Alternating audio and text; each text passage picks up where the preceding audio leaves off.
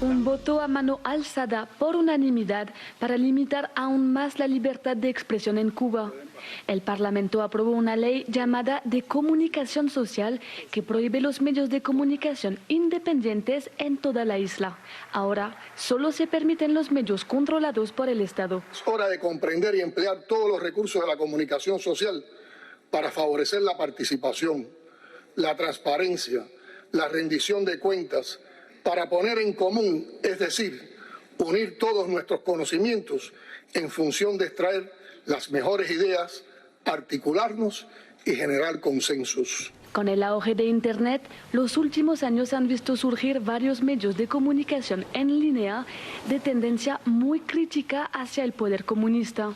Un ejemplo es 14 y medio, fundado en 2014 y cuya línea editorial se considera subversiva. Varios de sus periodistas abandonaron el país en 2022 debido a las múltiples presiones a las que decían estar sometidos. Publicar noticias en estas condiciones es lamentable. No solo hay que soportar la represión y las amenazas, sino que a menudo te impiden salir de casa o cuando lo haces te detienen y te cortan Internet. La ley también refuerza el control del Estado sobre las redes sociales. A partir de ahora, cualquier comentario publicado o simplemente compartido que llame a la subversión del orden constitucional será considerado un delito grave, castigado con penas de prisión. Increíble. Tenemos para este primer segmento a Omar López Montenegro aquí en nuestros estudios, presidente del Centro Latinoamericano para la No Violencia. Y desde La Habana, precisamente, a Reinaldo Escobar, jefe de redacción de 14ymedio.com. Hablábamos antes de salir al aire, Reinaldo, tanto Omar como yo, como nuestro equipo de producción, de la preocupación que tenemos en el caso tuyo, de Yoani y de 14 y medio. ¿Cómo han tomado ustedes esto y qué crees que va a pasar? Buenas noches, bienvenido. Bueno, buenas noches, gracias por darnos este espacio. Hay que decir que desde el año 2003 existe una ley que se llama la Ley Mordaza, ¿no? Que fue la que se usó para encarcelar a los 75 opositores de la Primavera Negra, donde había 25 periodistas incluidos. Y allí lo condenaron a 15 años de prisión a personas como Adolfo Fernández, por ejemplo, que su único práctica era hablar en la estación Radio Martí y colaboraba con una revista rusa y por eso le echaron 15 años de cárcel. Raúl Rivero, Manuel Vázquez Portal, es decir, una serie de periodistas que fueron condenados a la cárcel por una ley que se le llamó la Ley Mordaza.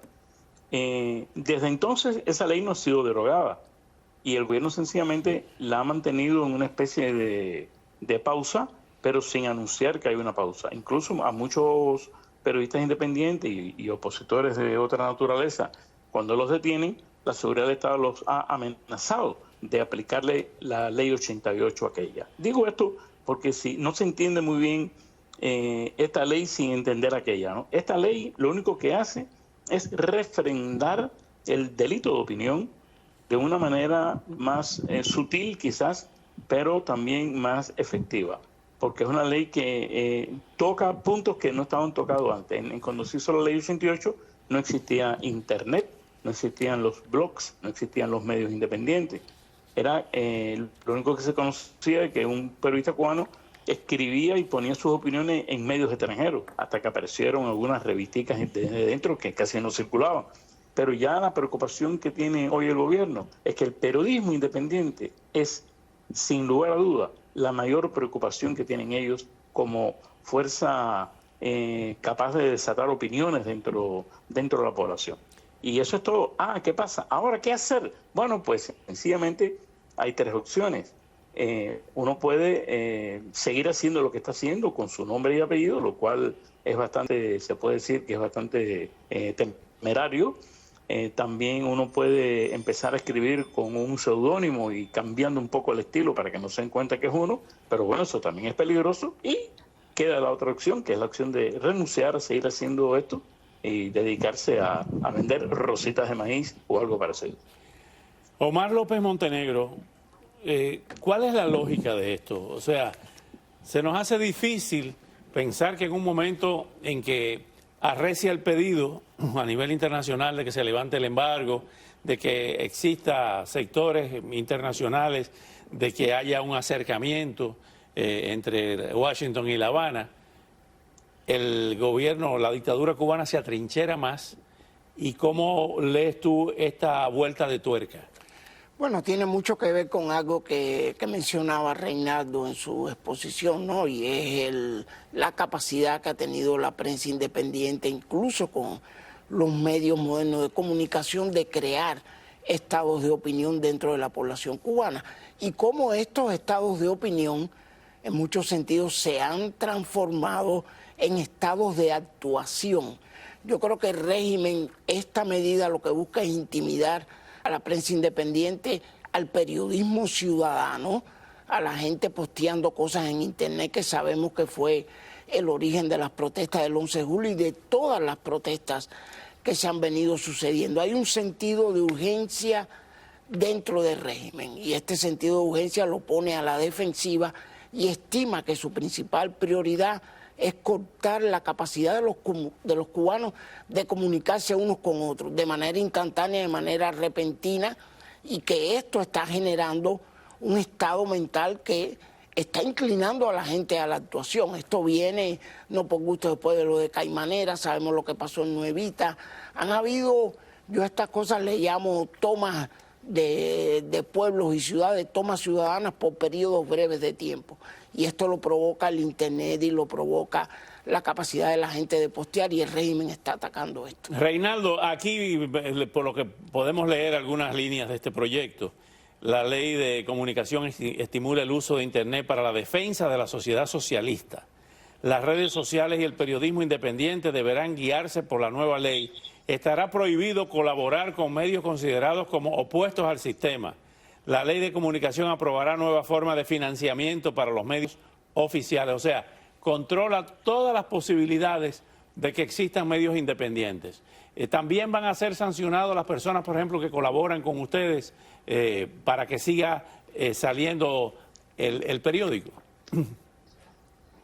Bueno, hay que decir que faltan algunos detalles. Esta ley, que entrará en vigor según lo que, si se cumplen los plazos, la ley debe entrar en vigor 6 meses después de que salga publicada en la Gaceta Oficial. La Gaceta Oficial tendrá que salir en estos días porque todavía no ha salido, ¿no? De manera que estamos hablando de que 6 meses vienen siendo, no son 6 meses, discúlpame. Estoy hablando de 120 días. 120 días tienen ellos para hacer vigente la ley. Y después que la ley esté vigente, hay otros 120 días para que el Consejo de Ministros apruebe la instrumentalización de la ley. Y allí en la instrumentalización es donde van a aparecer los detalles de qué le pasa al que viole la ley. Por ejemplo, hay una parte en esta ley ya publicada que dice que las personas que son profesionales del periodismo no pueden colaborar con, no dicen medios independientes, claro, ese término no lo usan, sino no pueden colaborar con medios que no están autorizados. Técnicamente, si uno le hace caso a la ley, si uno cree que la ley es sincera, se sobreentiende que mañana nosotros pudiéramos ir a una oficina de esa nueva entidad que se ha creado a inscribir a 14 y medio. Buenas tardes, señor, vengo a inscribir a 14 y medio. Así, pase, siéntese, ¿no? Pero bueno, eso a quién se le ocurre, ¿no? Porque tendríamos que llevar una norma de publicación donde decimos que en esa norma de publicación nuestra vamos a defender el socialismo, vamos a defender la conquista de la revolución, y si no cumplimos esas normas, entonces nos castigan. De manera que seremos cimarrones.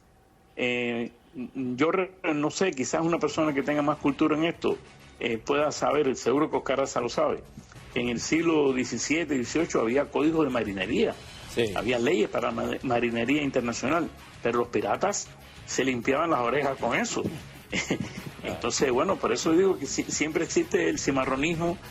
No me quiero comparar con la piratería, porque realmente la piratería es muy fea, pero siempre existe la posibilidad de llevar a los represores a la obligación de que cumplan con lo que están amenazando. Se nos acaba el tiempo, Omar.